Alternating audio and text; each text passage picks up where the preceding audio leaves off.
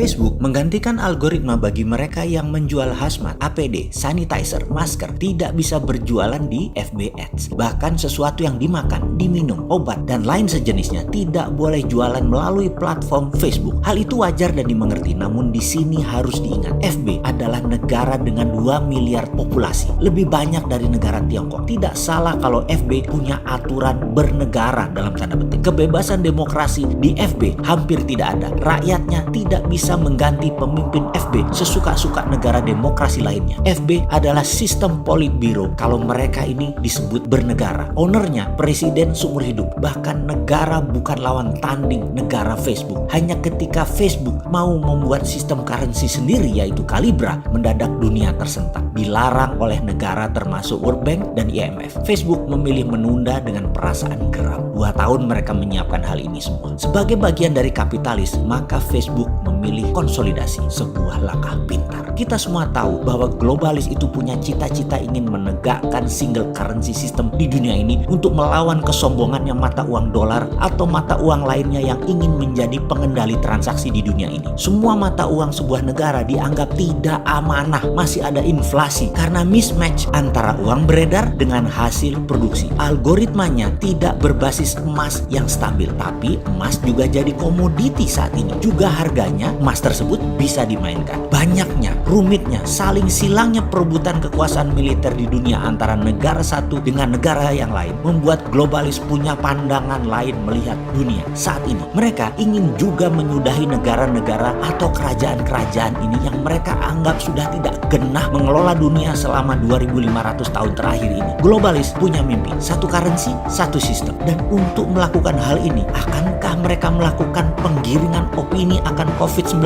ini? Percayakah bahwa tanpa sosmed, Instagram, Twitter, WhatsApp, Facebook, dan lain sebagainya, pencitraan COVID akan berbeda efeknya pada saat ini? Apakah ini disengaja? Terlepas COVID ini direkayasa atau tidak direkayasa, namun cuitan dan propaganda saling silang di sosmed mempengaruhi 80% pemikiran pengambil keputusan bernegara dan bermasyarakat. COVID mematikan atau tidak, dunia kesehatan menambah 1 bahkan lebih item akan tindakan medis untuk penyakit efek COVID. Slowdown ekonomi dunia ini direkayasakah? Matinya dunia pariwisata, matinya dunia properti, matinya dunia kendaraan bermotor, juga matinya dunia transportasi udara saat ini. Tidak gampang merecovernya. Akan dibukanya PSBB hampir berbarengan di seluruh dunia, tetap membuat kalangan menengah atas enggan bergerak cepat. Kalangan menengah atas sangat aware dan waspada. Mereka kuat masih menunggu sampai akhir tahun pun mereka masih kuat. Sementara menengah atas di Indonesia mungkin hanya populasinya 20%. Namun 80% ekonomi Indonesia mereka yang memainkannya. Mereka masih kuda-kuda. Mereka masih penuh curiga. Setidaknya mereka memilih hati-hati. Tidak ujuk-ujuk, tidak sekonyong-konyong membanjiri mall, memberi Hermes, memberi Chanel, membeli Rolex. Enggak juga. Benar pasar ramai. Benar semua terlihat ramai. Namun daya beli dan transaksi di bawah di kelas C dan D tidak terlalu signifikan. Tidak seketika dibuka PSBB mendadak orang